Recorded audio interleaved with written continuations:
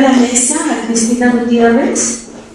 Cristina es una excelente investigadora.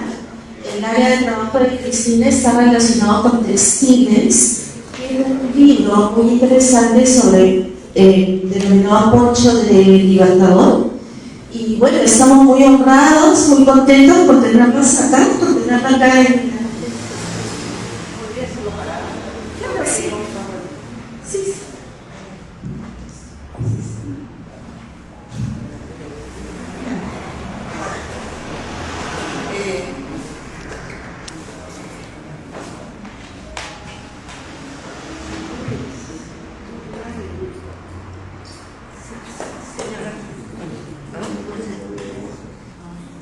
No sé, sí, yo le he pedido, pero dice que ya está instalado. Sí, yo misma tengo que ponerme para poder ver. Buenas tardes con todos. Esta tarde vamos a hablar sobre la función del textil que siempre ha cumplido desde el origen de nuestra civilización. Hay que recordar que antes, que ninguna otra planta ha sido antes que el algodón, la primera, que fue la primera en ser cultivada y que da origen a la sedentarización del hombre. Esta planta de algodón, su más antigua presencia se encuentra en el valle de Ñanchón, entre Lambayeque y Cajamarca, que está fechada con 2500 años antes de Cristo. Ya domesticado, el hombre sedentarizado, y ahí comienza la hilatura. Sin embargo, la primera presencia de un textil se da en el Valle de Chicama, con la célebre pieza del cóndor que tiene en el interior de su vientre una serpiente, y que ha sido tejida exclusivamente durante el precerámico con los dedos. Si no había telar, no había nada. El hombre ya desde ese momento desarrolla su habilidad textil gracias a la presencia de las fibras que siempre hemos tenido. En primer lugar el algodón, luego se desarrolla y se domestica la alpaca, no solamente para comida como fue originalmente y para abrigo de piel, sino ya luego de la hilatura. Primero fue el algodón. Entonces, en ese sentido voy a hablar del desarrollo de una línea de tiempo que se da ya a partir de las culturas moche, en donde vamos a ver cómo la presencia de el textil continúa. Hay que decir además que el textil en tiempos prehispánicos desde el principio ha cumplido una función no solamente simbólica, sino de contenidos de todo tipo, que dada la portabilidad y el manejo que tiene el textil, para transmitir todos los pensamientos. Era un sistema de comunicación, era sagrado absolutamente, servía para todo. Y no solamente debemos fijarnos en la parte estética, que gracias a la naturaleza que tenemos un inmenso legado, un corpus textil que nos habla de todo ello, sino tenemos que ver el uso, la significación que hasta ahora mantiene. El pensamiento andino subsiste, no es solamente aquello que existió antes de la llegada de los españoles. Ciertamente han habido simbiosis, han habido cambios, han habido evoluciones, pero se mantiene. Entonces vamos a comenzar. Miren ustedes, esta imagen es una de las pocas que existe. Es un vaso que existe en el British Museum, que es redondo, es una copa grande donde se refleja todo un escenario de taller textil. Están las maestras, está el maestro, están las tejedoras, está la iconografía, está la hilatura, está todo. Sí. Entonces vamos a ver en esta ocasión algo que ha sido una suerte, que ya los arqueólogos, que en sus excavaciones hemos perdido muchas evidencias porque no se dan cuenta de la importancia que tiene la tecnología textil. Efectivamente se han recuperado esos hermosos escritos conteniendo los usos y todo el material para hacer la hilatura, las bolas de los tejidos, pero no se han conservado, aparte de los telares de cintura, los otros, con los cuales se han hecho cosas increíbles, como puede ser el telar en X, como puede ser el telar horizontal. Eso seguramente que, siendo de madera, la tierra se nos ha corroído y dejó la impronta, pero no se dieron cuenta los arqueólogos. Efectivamente, no hay arqueólogos especialistas en textil. Miren así, en Perú, todo el estudio sobre los textiles peruanos viene de fuera y nos parece terrible, dado que somos una civilización textil, sin lugar a dudas. Entonces, vamos a ver el caso de las bufandas ceremoniales del reino moche y de los mantos recordatorios que hoy en día se siguen usando en la ciudad de Ete y en Lambayeque. Entonces, ¿qué cosas son estas bufandas? Siguiente. Estas bufandas son, y esto lo vamos a ver en el desarrollo de una línea de tiempo. Vamos a ir viendo cómo esto se va manteniendo a través del tiempo, cómo esta ideología, este pensamiento, esta forma de vivir y esta forma de representar una serie de ritualidades permanece. En el reino moche existieron algo que luego no se ha visto en las otras culturas: la presencia femenina en niveles de alto nivel, no solamente sacerdotisas. Vamos a ver el caso siguiente, por favor. El caso de la señora de Chornancap. Pero previo a la señora de Chornancap, ya en San José de Moro, que queda en Chepén, cerca de Pacambayo, ya se habían encontrado varias sacerdotisas. Y en una de esas iconografías cercanas a estos entierros de sacerdotisas de mujeres de poder, que fueron 8, se ha encontrado una imagen de un acólito, un personaje que las acompañaba y que fungía también de sacerdote, que tiene una bufanda. ¿Se dan cuenta? Que le sale del cuello y tiene 2 cabezas. Eso era la bufanda ceremonial. Siguiente. Ese es el antecedente. Y luego pasamos a la señora de Chornancap, que es la que llega al más alto punto, a la cúspide del poder, porque es elevada a los altares, pertenece al panteón de los dioses moches, la única mujer. ¿Y cómo se le encontró? Porque en Denver, Colorado, hay en el Museo de Denver, hay una copa de plata, no es más grande que esto, donde está totalmente repujada con una serie de escenas rituales. Y en un punto muy pequeño se ve una mujer. Y esa mujer en su mano derecha tiene un telar en X, es una miniatura. Luego se han ido viendo pequeños telares, hay un par de museos, uno de ellos es en el Largo, yo lo he visto, es pequeñito, un telar en X. Entonces quiere decir que eso tenía una prioridad, ese telar era sagrado, porque cuando se hacían los mantos era una tarea comunal que tenía una prioridad política, ¿no? Se hacía para el vulgo, esas cosas eran para el más allá, para la presencia ritual del oficiante, que tenía que ir vestido de tal y tal manera, y durante su vida y el ejercicio de su función se le iba tejiendo el ajuar funerario, y esa era una tarea. Ahí está la señora, la ven ustedes, en la mano derecha tiene su telar en X. Y luego la estamos viendo acá en el contexto en que se da en el vaso ceremonial toda la parafernalia ritual, ¿no? Siguiente. Entonces, esta señora en su ajuar tiene, para comenzar, una chalina en su cetro. ¿Se dan cuenta? Ahí está la chalina, está pequeñita la imagen, pero está su chalina. Esto aparece en el cetro. ¿Ya? Siguiente, por favor. En su corona la vemos nuevamente con su telar en X. es su símbolo de poder y su bufanda es el elemento ceremonial más importante.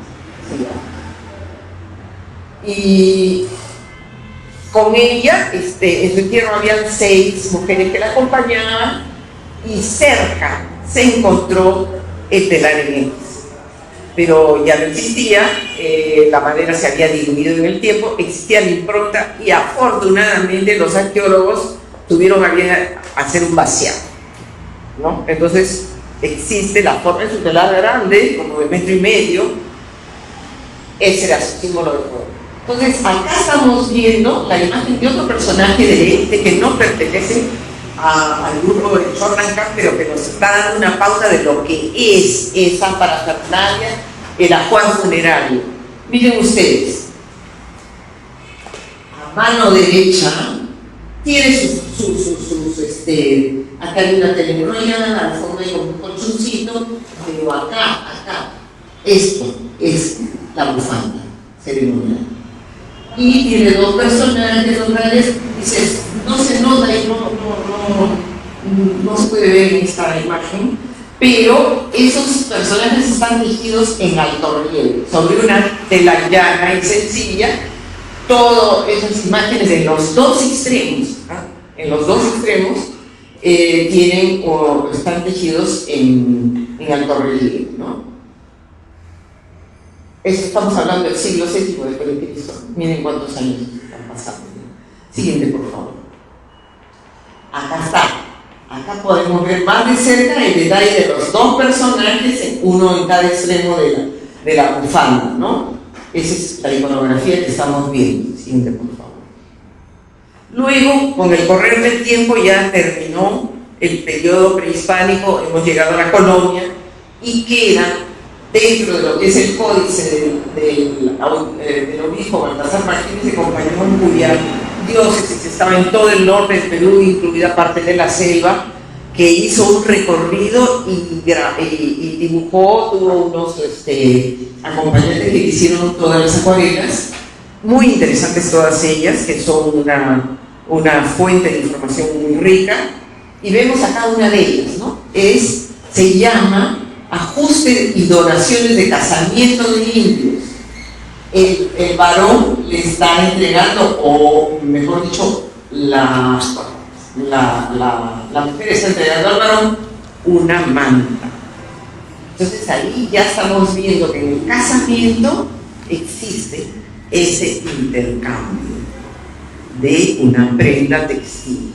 Pasamos, por favor.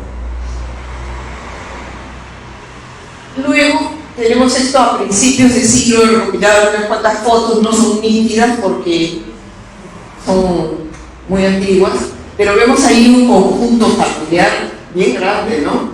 Y toda la gente, acá están los novios, el novio está con su manto, y todas las personas invitadas tienen un manto en la mano. Ahora les explico qué es eso. Hoy en día, yo hace años estaba trabajando por ahí, y vi que la gente, una mujer se acercó en el taller que yo estaba realizando con una manta y me sorprendió. Era blanca, de algodón, y a los costados tenía 2 imágenes tejidas en alto relieve, con una técnica que se llama afelpada, porque sobresale como unos rizos pequeños, ¿no? Y la imagen está como afelpada, como una toalla, ¿no? Gordita, ¿no? Entonces pregunté de qué se trataba y no, son mantos recordatorios, esto los hacen las novias para hacer don a la familia del novio. Y se supone que originalmente eran ellas las que lo tejían como una especie de ajuar. Hoy en día eso ya no existe y de verdad casi en extinción, hay pocas gentes, hay no más de 10 tejedoras en la ciudad de Eten y otras cuantas en la ciudad de Concefú, que todavía lo realizan cumpliendo esa función. En este caso, ya esos mantos tenían la imagen, que generalmente eran flores, y con letras que decían el nombre de los novios, y la fecha y el nombre de a quien iba a ser dado el don. Y esos mantos quedaban como recuerdo en las casas de los que los recibían. Y a mayor número de mantos, mayor orgullo para la gente que se sentía honrada de haber sido adornada con estos mantos por los nobles. Sí. Yo asistí, como empecé la búsqueda, ¿no? ¿Qué es esto? ¿Qué significa? Quiero saber. Entonces asistí a una boda y vi cómo era la imposición de los mantos. Vemos aquí a la pareja de novios y a dos invitados. Ya están ellos con sus mantos recordatorios. Y aquí son escenas de la imposición de mantos y a mayor, eso sí, ya es orgullo familiar. Cuanto más dinero tiene la gente, más mantos encarga y a más gente favorece con este don. Es ya casi un alarde, ¿no? Hacer esta producción grande y que demora un año y medio, o sea, porque es una sola tejedora que va tejiendo. Yo he visto que hay gente que ha regalado 40 mantos, por ejemplo, o sea, es importante, según la importancia y la condición económica de la novia, que es la que se los pone, ¿no? A ver, por favor. Estos son los mantos. Miren, ese es ayer y este es hoy. Por supuesto, la iconografía ha cambiado, ¿no? Siempre tienen sus leyendas, eso, pero el formato permanece. El formato permanece y siempre el algodón. Sigamos. Ahora, hay que hacer una salvedad. Estos mantos en las épocas prehispánicas, sobre todo en el Reino Unido, el algodón tenía un carácter simbólico. Nunca ha sido representado. Yo he visto plantas de algodón representadas en la cultura ishpa, eventualmente tampoco mucho, por ejemplo, pero en la moche jamás en cerámico, jamás, solo en textil. Y lamentablemente de ellos no se conserva mucho textil como de otros sitios, que sobre todo en el sur, en la costa sur, que es mucho más seca que la costa norte, que sufre los avatares de los niños, no se han conservado. Entonces son pocos los elementos que tenemos, pero son bellísimos, ¿eh? Son muy delicados.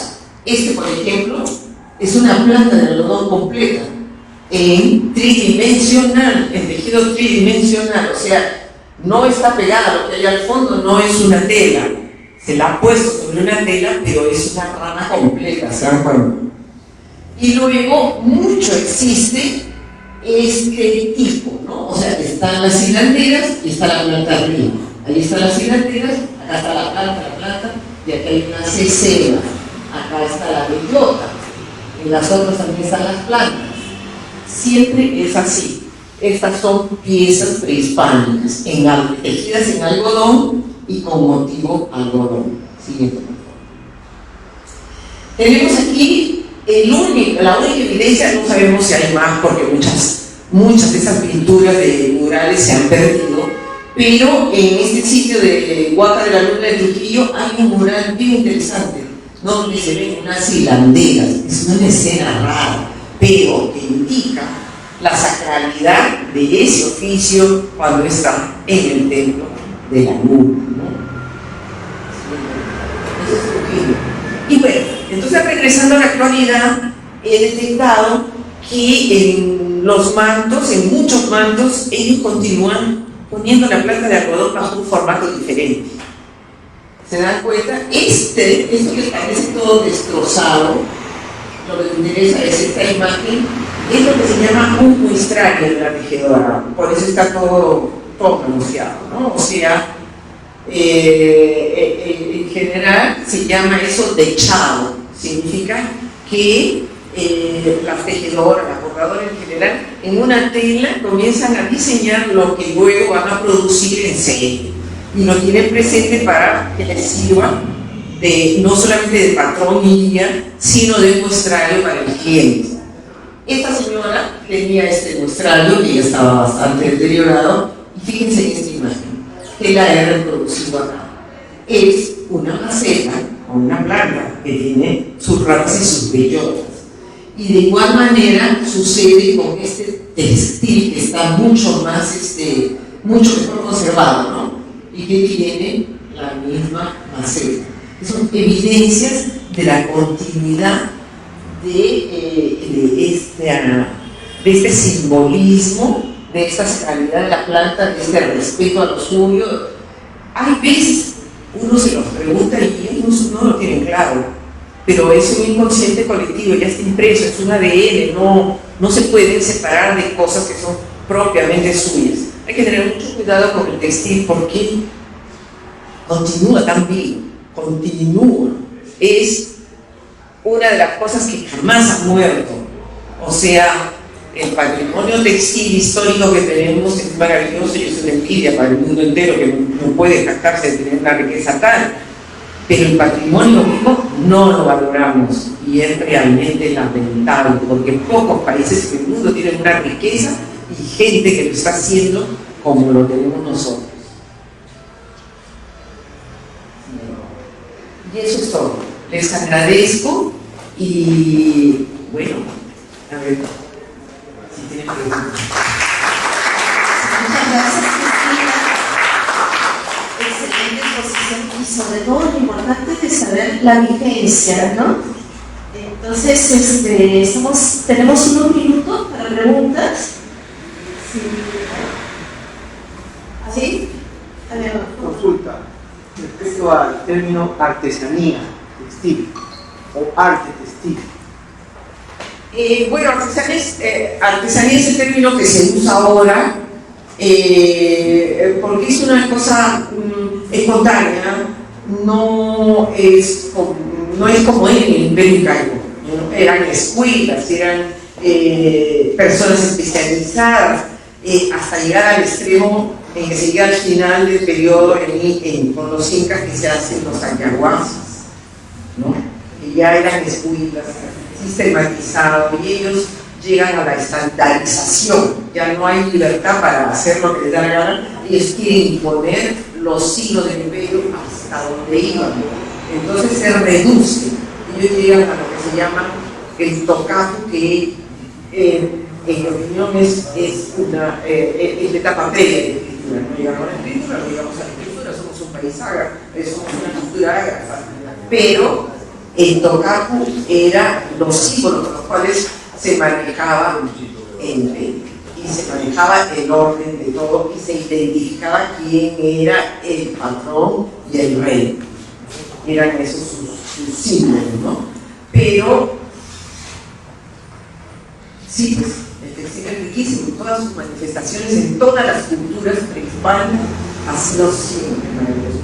Nos acabamos de tener todas las técnicas posibles de textil, salvo el crochet, el palito y ¿cómo se llama? El macramé, sí.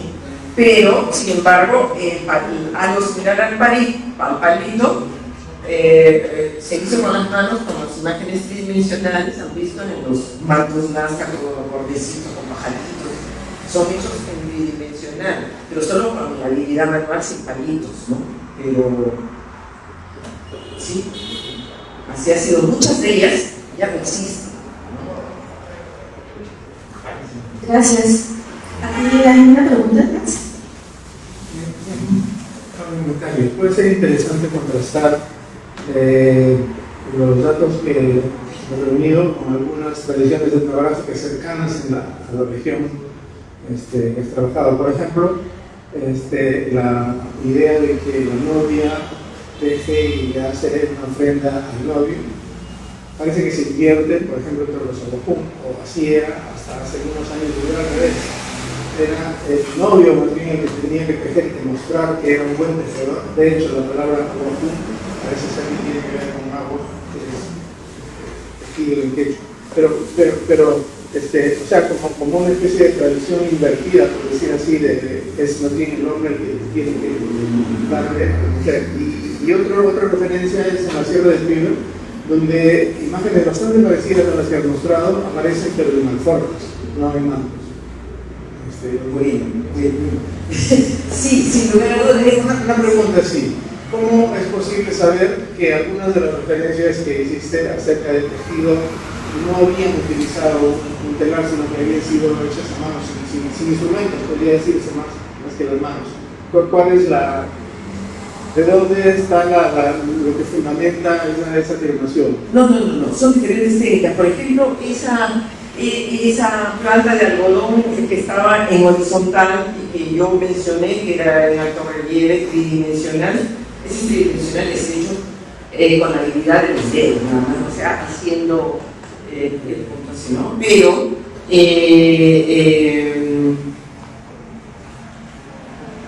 esas técnicas existían, no, esas son evidencias. Yo no solamente las he contrastado con todas las fotos que he ido buscando, yo he conversado con los arqueólogos, y que la labor etnográfica es fundamental, así como digo que se han perdido evidencias por buscar ornatos bonitos o llegar a descubrir un nuevo señor de Zipán o cosas así espectaculares, se ha dejado de lado cosas fundamentales que por su pequeñez no se les ha dado importancia, pero que son fundamentales, no son espectaculares, pero sí fundamentales.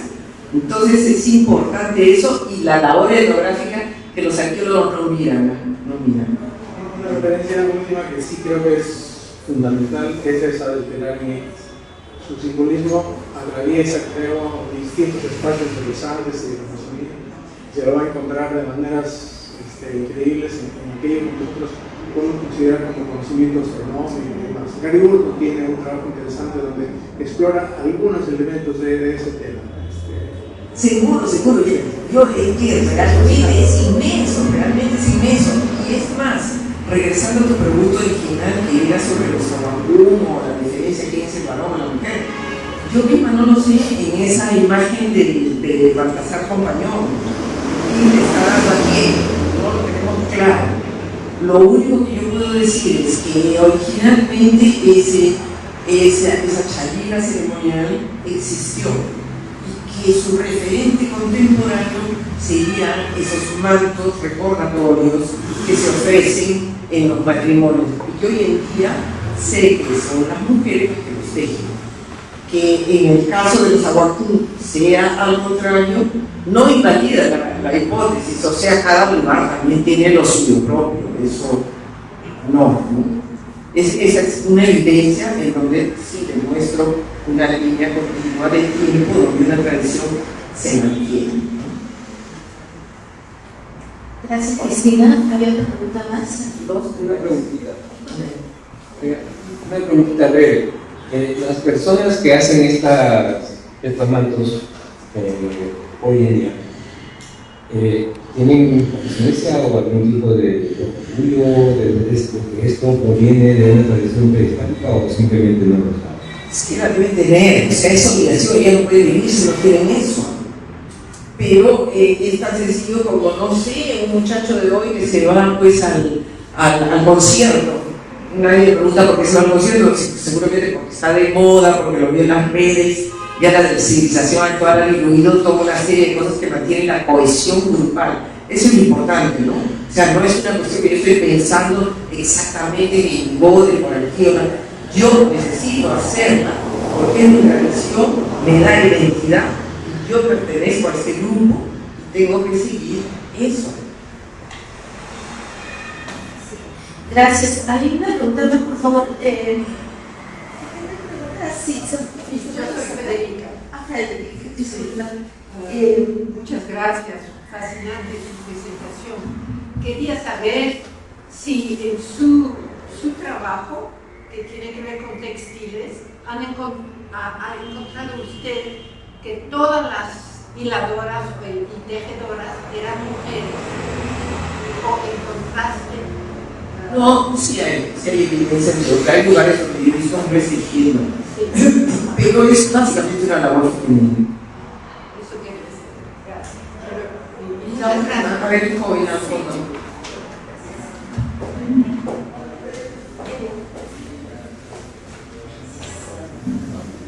Quisiera que me resumas en lo posible qué significa la textilería o los textiles para los andinos. Si pudieran resumirlo, lo más que se pueda. Claro que sí. Bueno, ya hiciste antropólogo del siglo pasado, John Murray, que fue el primero que dio la explicación del significado del textil en el contexto de todas las civilizaciones prehispánicas. Era todo, ¿no? O sea, inclusive cuando llegan los españoles, ellos se encuentran, antes de desembarcar en Perú, ellos en la isla Puná se encuentran con una barcaza enorme que estaba yendo de comerciantes, que estaba yendo hacia el norte a hacer intercambio de productos. Y lo que más me llamó la atención, y de ahí rescatan a Felipillo y luego se lo llevan a España, y ese es el famoso traductor, ¿no? Esa barcaza estaba llena de un montón de cosas, pero sobre todo de textiles. Y eso fue lo que llamó la atención a los españoles. Entonces ellos supieron que habían llegado al destino por la calidad de los textiles, que no habían encontrado a lo largo de su camino. Entonces, 2 años después regresaron y ya se inicia la conquista. Cuando se inicia la conquista, Quisquis, que es el general de Atahualpa, que está tratando de crear el ejército que debe montar a los españoles y que fracasen el intento y toda la historia, él manda quemar los tambos donde había textiles, no los donde había alimentos, donde habían textiles. Y luego los primeros cronistas manifiestan que se quedaron asombrados de la cantidad, de la enormidad del contenido de estos tambos de textiles, de zapatos, de hojotas, de todo lo que era textil, era inmenso. Y eso no era para el uso del común de la gente. Esa gente se vestía con una bayeta llena de surcidos, y eso se ve claramente en los entierros. Modestas, no era el tejido cumi, que era el tejido fabuloso, no. Eso tenía. Entonces, ¿qué rol cumplía el tejido? Era un rol portador de significados. Ya en Chavín se pintaban las telas, las bayetas simples, con imágenes para que fueran los sacerdotes a expandir esa ideología. Chavín no fue un imperio, no fue una cultura que desarrolló la ideología primaria que luego permaneció a lo largo y que la estamos viendo, ¿no? Ese intercambio de dones, esa gente que en México todavía continúa y en otros sitios lo sigue haciendo, es la continuidad de eso. No se ha roto, se ha alterado, se ha mezclado, ha sufrido una serie de variaciones, pero se mantiene en su esencia. Y el textil es el contenedor de significado número 1. No se necesita saber leer y escribir el abecedario para saber el contenido, la significación sagrada. Todo para el mundo andino es todo. Eso. Muchas gracias. Muchísimas gracias. Y una última cosa, yo quisiera no irme de este mundo sabiendo que los peruanos hemos reconocido en el textil una de las maravillas que nuestra civilización ha aportado al mundo y no la estamos reconociendo, y que existe gente que la sigue haciendo, que no podemos perder eso. Gracias.